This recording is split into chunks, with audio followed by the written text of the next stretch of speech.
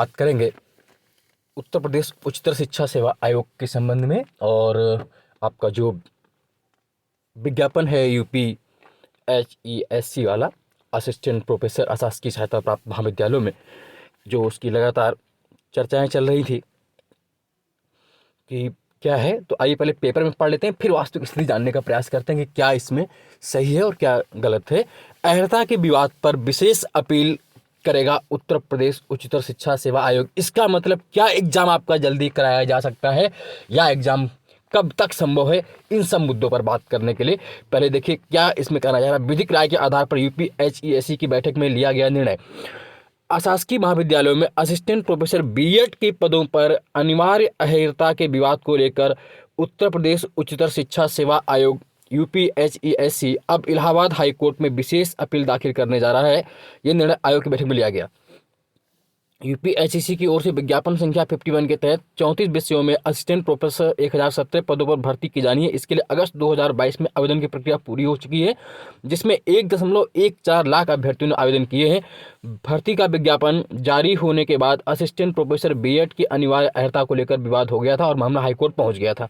BEd विषय की अनिवार्य अहर्ता को लेकर कोर्ट में याचिका दाखिल करने वाले अभ्यर्थियों की मांग थी कि बीएड विषय में असिस्टेंट प्रोफेसर भर्ती के लिए अनिवार्य अहर्ता national council for teacher education NCTE के अनुसार निर्धारित हो। NCTE के अनुसार इस भर्ती के लिए न्यूनतम योग्यता सामाजिक विज्ञान, गणित, भाषा में से किसी एक में परास्नातक के साथ एमएड अथवा शिक्षा शास्त्र में परास्नातक के साथ बीएड डिग्री होनी चाहिए। वहीं उच्चतर शिक्षा सेवा आयोग ने UGC के नियमों के अनुसार न्यूनतम योग्यता एमएड अथवा शिक्षा शास्त्र में परास्नातक निर्धारित की थी। कोर्ट ने आदेश दिया था कि NCTE से निर्धारित योग्यता के अनुसार असिस्टेंट प्रोफेसर भर्ती हो। साथ ही कहा कि पुराना विज्ञापन निरस्त करते हुए नया विज्ञापन जारी कर आवेदन लिए जाएं। असिस्टेंट प्रोफेसर बीएड के 93 पदों के लिए तकरीबन 7,000 आवेदन आए थे। देख रहे हैं कि है ना, तो UGC के 7,000। अब इसे रद्द करने पर भर्ती प्रक्रिया, अगर वो रद्द कर देता है आयोग, तो इसे रद्द करने पर भर्ती प्रक्रिया लंबित होगी। और ऐसे में मंगलवार को आयोग के चेयरमैन, सदस्यों और अधिकारियों की बैठक में इस पर सहमति बनी।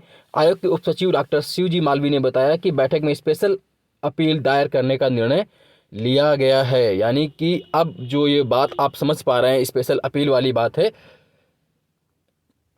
तो इसकी आप पूरी भाषा को समझिए, फिर आइए इस मुद्दे पर हम लोग डिस्कस करते हैं। आइए, अब बात यहाँ पर ये आ जाती है कि स्पेशल अपील दायर करेंगे और हो सकता है कि कहीं ना कहीं इस पर सुनवाई मिले, क्योंकि वो जानते हैं अगर बीएड का फॉर्म रीओपन हम करते हैं तो उससे आपकी जो भर्ती प्रक्रिया काफ़ी लंबित जा सकती है।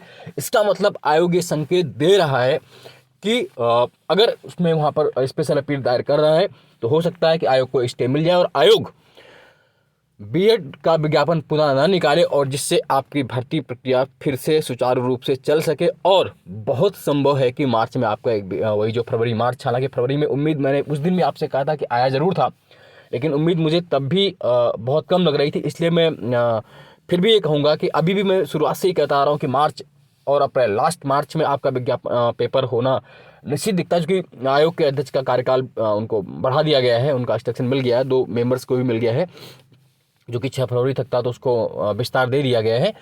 तो अब चूंकि वो स्पेशल अपील दायर करेगा और हो सकता है कोर्ट से स्टे मिल जाए, तो आपका एग्ज़ाम जल्द ही सुनिश्चित करा लिया जाए, है ना। तो इसका मतलब ये है कि आपको अपनी पढ़ाई में अब कहीं से भी त्रुटि और कहीं से भी कमी नहीं करनी है, और ऐसे क्वेश्चन को तैयार करते रहिए। फलों के मीठे स्वाद का कारण क्या है, कौन सा कार्बनिक एसिड अंगूर, इमली, केला में किस राज्य में राजसभा की सीटें सुमेलित नहीं है, ये देखिए सीटें। कौन सा सही सुमेलित नहीं, माणा उत्तराखंड, नाथुला सिक्किम, जोजिला शिवकिला, सरदार सरोवर, तिलिया डैम, है ना, गोलकनाथवाद, सही जनसंख्या वृद्धि दर, ये है ना, ये देखिए कितने प्रकार की मृदा पाई जाती है भारत में, मुख्य कितने प्रकार की मृदा पाई जाती है। संगणक, कंप्यूटर के भंडारण के संबंध में शब्द टीबी, टेराबाइट का क्या अर्थ होगा, ये सब देख लिए। भारत कब IMF का मेंबर बना। राष्ट्रीय अध्यापक शिक्षा परिषद NCTE एक सामुदायिक निकाय के रूप में अस्तित्व में कब आया, ये भी देख लीजिए। तो ऐसे ही क्वेश्चंस आपको देखने को मिलेंगे GS में। तो GS को बेहतर करने के लिए आप चाहें तो हमारे यहाँ जो टेस्ट हो रहे हैं उसमें पार्टिसिपेट कर सकते हैं। 7237853197 723785 पर जानकारी लेकर के। और साथ ही अगर आप देखना चाहें तो और जो ब्रह्मास्त्र सीरीज हमारी पहले से पड़ी उसे आप निःशुल्क वहाँ से, और करंट एग्जाम से पहले मैं खुद निःशुल्क आपको दूंगा। फिर भी एक बार आप चाहे तो बेहतर तैयारी के लिए, अपने अच्छे मार्क्स बढ़ाने के लिए जुट सकते हैं। और रही बात एग्ज़ाम की, तो एग्ज़ाम अब अगर ये जल्दी ही इनको स्टे मिल जाता है तो आप ये मान के चलिए, जो मैंने पहले कहा था कि मार्च और अप्रैल के फर्स्ट वीक, मार्च के लास्ट एंडिंग में एग्ज़ाम बहुत संभावना बन रही है। और अगर कहीं वही 1% उम्मीद, 2% उम्मीद फरवरी की भी आप लगा के चलिए, मतलब कुल मिला के मार्च तय मान के चलिए, तो अपनी पढ़ाई के लिए अब आप अधिकतम 1 महीने या 1.5 महीने मान के ही चलें। तो उस हिसाब से अपनी पढ़ाई को करें। अगर मान लीजिए एग्ज़ाम आपका 1 महीने पहले नहीं हुआ, 15 दिन बाद, तब भी आपकी पढ़ाई अगर स्पष्ट रूप से है, एकदम कठिन हुई है, तो एग्ज़ाम चाहे 10 दिन पहले हो, एग्ज़ाम चाहे 10 दिन बाद हो, आपकी तैयारी में धार नहीं आनी चाहिए।